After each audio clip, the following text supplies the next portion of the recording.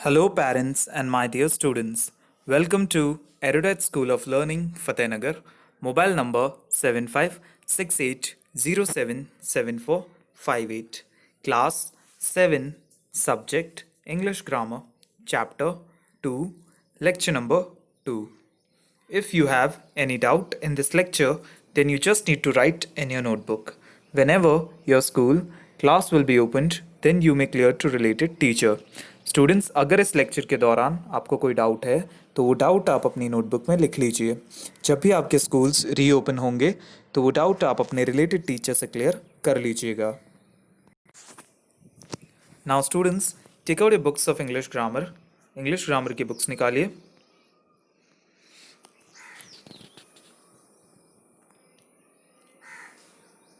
And turn to page number 11. Students, English grammar की books निकालिए और पेज नंबर 11 खोलिए. In the previous lecture we have learned about past continuous tense. हमने पिछले lecture में past continuous tense के बारे में पढ़ा था. And today we will learn some rules of forming that. Okay, आज हम उसके कुछ रूल्स पढ़ेंगे. देखिए, इन द फॉलोइंग स्ट्रक्चर, अब नीचे स्ट्रक्चर देखिए. Was were plus present participle form of the verb, यानी आपको वॉज या वर हेल्पिंग वर्ब यूज करना है और वर्ब के साथ आईएनजी लगाना है. ओके, नीचे एग्जांपल्स देखिए. The artist was mixing different colours on the palette. Artist जो है वो अलग अलग कलर्स मिक्स कर रहा था पैलेट पर. तो देखिए वॉज, फिर यहाँ पर फर्स्ट फॉर्म है मिक्स और उसके साथ आईएनजी. ओके,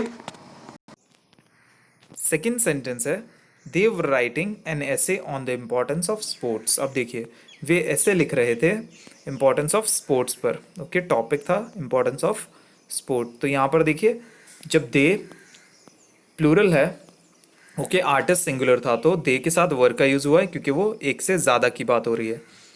राइटिंग लिख रहे थे, राइट के साथ आईएनजी तो ई हट जाएगा. ओके, राइटिंग एन ऐसे, ऐसे लिख रहे थे on importance of sports, sports के इम्पोर्टेंस पर. It was not raining when I reached home, full stop. तो यहाँ कहा गया वहाँ बारिश नहीं हो रही थी जब मैं घर पहुँचा. तो देखिए स्टूडेंट्स, यहाँ पर नॉट लग रहा है हेल्पिंग वर्ब के साथ नॉट, तो ये नेगेटिव सेंटेंस हो गया.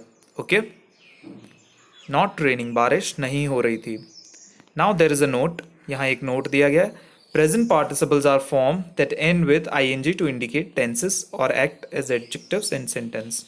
ओके, प्रेजेंट पार्टिसिपल्स वर्ब की वो फॉर्म्स हैं जो ये दर्शाती हैं कि कोई काम चल रहा है या चल रहा था. Okay, now the past continuous tense is also used. Past continuous tense और कैसे यूज हो सकता है? To talk about actions that continued for a long time in the past. अच्छा, लंबे समय से चलते आ रहे एक्शंस अतीत में, वो पास्ट कंटिन्यूस टेंस उन्हें दर्शाता है. ओके, तो यहाँ एग्जाम्पल देखिए. He was suffering from insomnia for a long time. वो इंसोमनिया से गुजर रहा है बड़े लंबे समय से. तो देखिए यहाँ पर हमने कौन से टेंस का यूज किया? पास्ट कंटिन्यूस टेंस का. Next is to talk about two parallel actions that took place together in the past. Okay, तो यहाँ पर दो एक्शंस जो एक साथ हुए अतीत में, वो दर्शाने के लिए भी पास्ट कंटिन्यूस टेंस का यूज हम करते हैं. तो देखिए, I was revising my lessons while Suhani was making notes. मैं अपने लेसन्स रिवाइज कर रहा था और सुहानी नोट्स बना रही थी. Next is to talk about an incomplete action that was interrupted by another event. Okay, तो एक ऐसे इवेंट की बात करना जो इनकम्प्लीट है, जो चल रहा था तभी दूसरा एक्शन हो गया. Okay, like the patient was taking his medicine when the doctor entered. तो देखिए एग्जाम्पल, मरीज दवाई ले रहा था जब डॉक्टर अंदर आए. ओके, तो यहाँ पर देखिए वॉज टेकिंग ले रहे थे, तो वो कंप्लीट नहीं हुआ है, तो ये चल रहा था तब डॉक्टर अंदर आ गए. In such cases we use past continuous tense to talk about incomplete action. जो काम इनकम्प्लीट है उसको दिखाने के लिए हम कंटिन्यूस टेंस का यूज करेंगे, पास्ट कंटिन्यूस. और जो काम हो चुका है, and the simple past tense to talk about another action. जो दूसरा एक्शन हुआ है उसके बारे में बात करने के लिए सिंपल पास्ट का यूज करेंगे. टू सेट द एटमॉस्फेयर और setting of for a story, यानी किसी स्टोरी की सेटिंग, यानी डिस्क्राइब करना कि वहाँ का मौसम कैसा था, वहाँ का हाल कैसा था। The sun was shining brightly, देखिए यहाँ पर वॉज शाइनिंग, तेज चमक रहा था। And the birds were chirping on the trees, और चिड़िया जो है वो पेड़ पर गुनगुना रही थी। To indicate the repetition of an activity during a period of time in the past. Okay, so इसका मतलब है कि जब कोई काम बार बार दोहराया गया अतीत में, उसे दर्शाने के लिए भी हम पास्ट कंटिन्यूस टेंस का यूज करेंगे। The old man was shivering with cold, जो बूढ़ा आदमी था वो ठंड से कांप रहा था। ओके, ऑल नाइट, पूरी रात। तो ये जो कांपना है उसका वो बार बार दोहराया जा रहा था। So we used past continuous tense. तो हमने कौन सा टेंस यूज किया? Past continuous tense. Okay, now come to page number 12। Students, take out page number 12। On page number 12 we have an activity to start. हमारे पास यहाँ एक activity है जिसे हमें स्टार्ट करना है। Okay, so let us know what is it about. चलिए समझते हैं कि ये किस बारे में है। Choose the appropriate form of the verbs to complete the following dialogue. Okay, so नीचे जो डायलॉग दिया गया है उसे कंप्लीट करने के लिए करेक्ट फॉर्म भरनी है आपको। यहाँ पर देखिए दो फॉर्म्स दे रखी हैं, दैट इज सिंपल पास्ट और सेकेंड है पास्ट कंटिन्यूस। यहाँ दो फॉर्म्स दी गई हैं आपको, इन दोनों का आपको सही उपयोग करना है।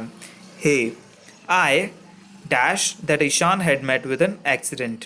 यहाँ का आ गया hey I dash that Ishan had met with an accident. अब यहाँ पर हैड का यूज हो रहा है। देखिए ये पास्ट परफेक्ट टेंस है, तो यहाँ पर वर्ब आएगी second, that is second form आएगी वर्ब की। सो यहाँ पर हम लिखेंगे heard, I heard, HEARD। Students, यहाँ पर हम लिखेंगे HEARD, हर्ड, आई हर्ड, मैंने सुना। Okay, next is Ahmed, Ahmed's dialogue. अगला अहमद का डायलॉग है, उसमें अहमद कहता है yes it dash at Connaught Place yesterday evening at around 9 PM। अब देखिए यहाँ पर येस्टरडे कहा गया है और एट कैनॉट प्लेस यानी हुआ, हैपेंड, यहाँ पर हैपेंड आएगा। वॉज हैपनिंग, हो रहा था, नहीं होगा। ओके, इट वॉज हैपनिंग, नहीं होगा। सो हम यहाँ पर लिखेंगे हैपेंड। स्टूडेंट्स लिखिए HAPPENED, happened, HAPPENED, happened. Done. Now next, अगला रोहन का डायलॉग है what dash you doing there that late. Rohan पूछता है तुम इतना लेट वहाँ क्या कर रहे थे। सो अब आपको याद रखना है कि जब हम इंटरोगेटिव सेंटेंस बनाते हैं पास्ट कंटिन्यूस में या सिंपल पास्ट में, तो यहाँ पर देखिए जो हेल्पिंग वर्ब्स हैं ये पास्ट कंटिन्यूस की हैं, तो यहाँ पर यू के साथ वर का यूज़ होगा। किसका? WERE, वर का, ना कि वॉस का। तो स्टूडेंट्स यहाँ पर आपको लिखना है वर, WERE, लिखिए WERE, were. What were you doing that late? Done? Okay. Now Ahmed. अब अहमद कहता है We both dash from our music class. Ahmad कहता है हम दोनों dash from our music class, हमारी म्यूजिक क्लास से। सो यहाँ पर आएगा वर लिविंग। ये मैं समझाऊंगा आपको क्यों वर लिविंग क्यों आएगा। तो आप पहले लिखिए WERE, were, LEAVING, were leaving. लिखिए WERE, were, LEAVING, leaving. Done. Okay, next sentence है I dash Ishan to wait for the red light but you know how careless he is. तो यहाँ कहा गया है कि मैंने डैश ईशान को रुकने के लिए, रेड लाइट के लिए, बट यू नो, लेकिन तुम जानते हो, हाउ केयरलेस ही इज, कितना लापरवाह है वो। तो यहाँ पर देखिए स्टूडेंट्स, यहाँ पर हम क्या लिखेंगे? Told, TOLD, told. अब आप सोचेंगे क्यों, तो सुनिए, पहले लिखिए TOLD, told, and then I will tell you why, और मैं बताता हूँ क्यों। स्टूडेंट्स, हमने यहाँ लास्ट जो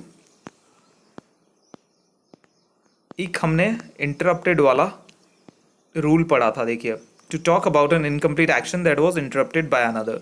तो ऐसा इनकम्प्लीट एक्शन जो किसी और एक्शन से इंटरप्ट हो गया, यानी वो उस वक्त चल रहा था और उसी वक्त दूसरा एक्शन हो गया। तो यहाँ पर भी सेम कंडीशन है। वी बोथ वर लिविंग, हम दोनों निकल रहे थे हमारी म्यूजिक क्लास से, आई टोल्ड, और मैंने ईशान से कहा कि वो रेड लाइट के लिए रुके।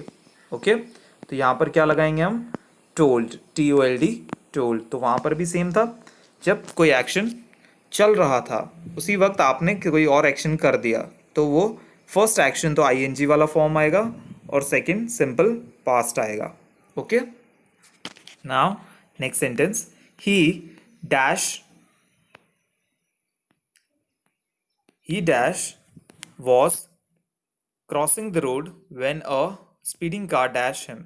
तो यहाँ पर देखिए सेम जो हमने ऊपर किया था वही नीचे होगा, ही डैश द रोड, वो रोड पार कर रहा था, when a speeding car dash him, जब एक तेज गाड़ी ने उसे ठोकर मारी। Okay, hit. तो यहाँ पर आप देखिए सेम, जब कोई काम हो रहा था उसी वक्त दूसरा काम हो गया, तो यहाँ पर आएगा वॉस क्रॉसिंग, पार कर रहा था। तो लिखिए WAS वॉस क्रॉसिंग, CROSSING,